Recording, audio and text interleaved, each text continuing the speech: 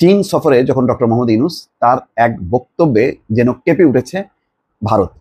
ভারতের শাসক দল, ভারতের বিরোধী দল, ভারতের কূটনীতিকরা সবাই একযোগে তাদের মাথায় বাজ পড়েছে, এমন একটা অবস্থা।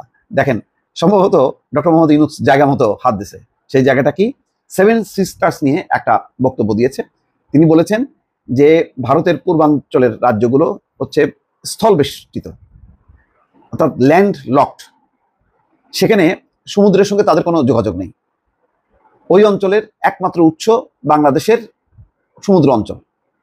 তিনি বলছেন যে আমরাই ওই অঞ্চলের জন্য সমুদ্রের একমাত্র অভিভাবক। এই কথা বলার পাশাপাশি তিনি বলছেন যে চীন এখানে সংযুক্ত হতে পারে এবং তাহলে এখানে কলকারখানা স্থাপন করতে পারে, এখানকার উৎপাদিত পণ্য তারা তাদের দেশে নিয়ে যেতে পারে, তাদের দেশ থেকে আবার সারা বিশ্বে তারা এটা ছড়াইতে পারে। এই যে বক্তব্যটা রাখলো যে মানে ভারতের পূর্বাঞ্চল হচ্ছে ল্যান্ড লকড, অর্থাৎ স্থল বেষ্টিত, এখানে কোনো সমুদ্র নেই, একমাত্র সমুদ্রের উৎস হচ্ছে বাংলাদেশের সমুদ্র সীমা। সেখানে এখন কেউ কেউ বলছে যে ওই ভারত ভাগের সময় আমাদের বড় ভুল হয়েছে যে চট্টগ্রামকে আমাদের ভেতরে ঢুকাই রাখা দরকার ছিল, তাইলে আর আজকে ডক্টর ইউনূস এই কথা বলতে পারতো না। এবং এখানে বিপদ দেখছে যে এই অঞ্চলে ডক্টর মোহাম্মদ ইউনূস চীনকে আমন্ত্রণ জানাচ্ছে।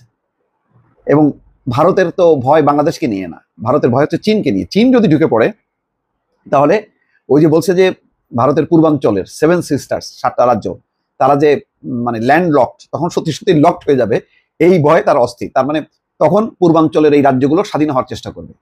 তারা বলবে যে না, আমরা আর ভারতের সঙ্গে থাকবো না, আমরা আলাদা স্বাধীন রাষ্ট্র থাকবো। এবং চীনের একটা সংযোগ হবে সেখানে, পাকিস্তানের একটা সংযোগ হবে, এইরকম একটি সংখ্যায় রীতিমতো ভারত এখন তোলপাড় চলছে। ডক্টর ইউনূসের এই মন্তব্য নিয়ে ভারতের নীতি নির্ধারক ও রাজনীতিবিদদের মধ্যে তোলপাড় শুরু হয়েছে। ডক্টর ইউনূসের এই বক্তব্যকে হুমকি হিসাবে দেখছেন তারা। দিল্লি আনুষ্ঠানিকভাবে এখনো এই বক্তব্যের কোনো প্রতিক্রিয়া জানায়নি। তবে নরেন্দ্র মোদীর অর্থনৈতিক উপদেষ্টা পরিষদের সদস্য সঞ্জীব সন্ন্যাল সামাজিক যোগাযোগ মাধ্যমে লিখেছেন, ভারতের 7টি রাজ্য স্থলবেষ্টিত হওয়ার তাৎপর্য আসলে কি, এই কথাটা কেন বললেন? আচ্ছা, বিনা সিকরি ভারতের মানে বাংলাদেশে নিযুক্ত ভারতের সাবেক হাইকমিশনার, তিনি প্রধান উপদেষ্টার এই মন্তব্যকে অবাক করা বলে অভিহিত করেছেন। তিনি জোর দিয়ে বলেছেন উত্তর পূর্বাঞ্চল ভারতের অবিচ্ছেদ্য অংশ। ভারতীয় সংবাদ সংস্থা ANI কে বিনা সিকরি বলেন, প্রধান উপদেষ্টা মোহাম্মদ ইউনূসের মন্তব্য অত্যন্ত হতাশাজনক, এই ধরনের মন্তব্য করার অধিকার তার নেই। বিনা সিকরি আরো বলেন, তিনি জানেন যে উত্তর পূর্ব ভারত অবিচ্ছেদ্যভাবে ভারতের অংশ এবং উত্তর পূর্ব ভারতের বঙ্গোপসাগরে প্রবেশের বিষয়ে বাংলাদেশ সরকারের সঙ্গে আমাদের অত্যন্ত ঘনিষ্ঠভাবে আলোচনা হয়েছে, এই বিষয়ে আনুষ্ঠানিক চুক্তিও হয়েছে। অর্থাৎ বঙ্গোপসাগর দিয়ে যে তারা উত্তর পূর্ব অঞ্চলে ঢুকবে এই ব্যাপারে চুক্তিও আছে, এই কথা বলছে।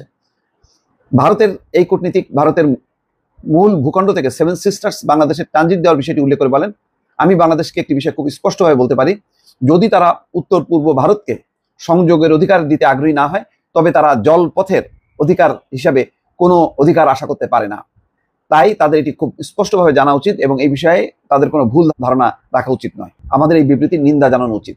অর্থাৎ বলছে যে ডক্টর মোহাম্মদ ইউনূস যে কথা বলেছেন তার নিন্দা জানানো উচিত। তারা বলছেন যে পাল্টা যে বঙ্গোপসাগরের বাংলাদেশ অংশের বাইরের অংশ তো ভারতের, সুতরাং সেখানে তারা মানে একটা প্রতিবন্ধকতা তৈরি করবে, মানে একটা পাল্টাপাল্টি আর কি। ভারতের প্রতিরক্ষা বিশেষজ্ঞ প্রফুল্ল বক্সী ANI এর কাছে ডক্টর ইউনূসের বক্তব্যের প্রতিক্রিয়া জানিয়ে দাবি করেন, ভারত বাংলাদেশ তৈরি করেছে, ভারত নাকি বাংলাদেশ তৈরি করছে। আচ্ছা, এবং তা করার সময় কোনো মানচিত্রগত সুবিধা নেয়নি। বক্সী উদ্বেগ প্রকাশ করেন যে বাংলাদেশ, চীন এবং পাকিস্তান উত্তর পূর্বাঞ্চলীয় রাজ্যগুলোর জন্য গুরুত্বপূর্ণ সংযোগকারী রুট শিলিগুড়ি করিডোরকে কাজে লাগিয়ে ভারতের শ্বাসরোধ করার উপায় নিয়ে আলোচনা করছে।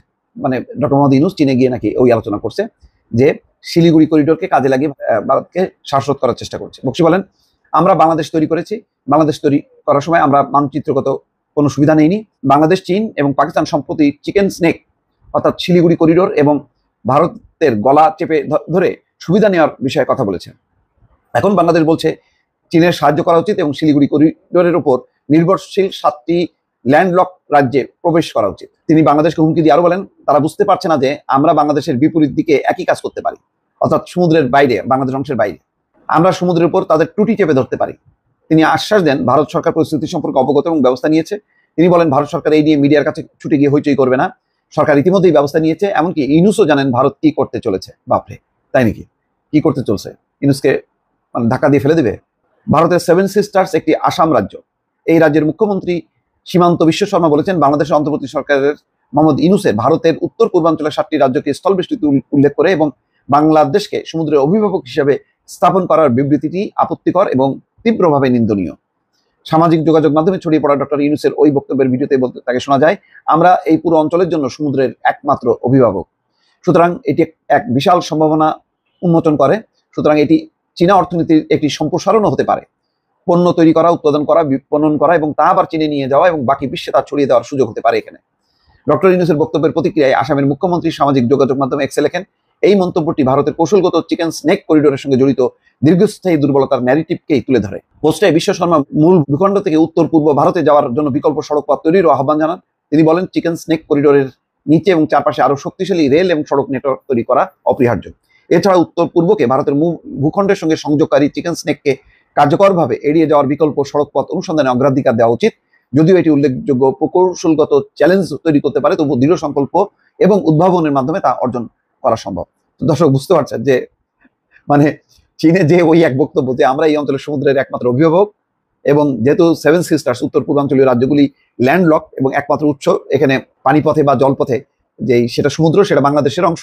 সুতরাং এই অঞ্চলে একটা অর্থনৈতিক সম্ভাবনা আছে, এখানে চীনও আসতে পারে। এই যে চীনকে তিনি আমন্ত্রণ জানাচ্ছে, এতে ভারত একটা মহাবিপদ দেখছে। সুতরাং এটা নিয়ে হয়তো আগামী দিনে কূটনীতি আরো একটা জটিল পরিস্থিতি তৈরি হতে পারে এবং ভারত হয়তো এটাকে চ্যালেঞ্জ হিসেবে নিতে পারে। দর্শক ভালো থাকবেন, আল্লাহ হাফেজ।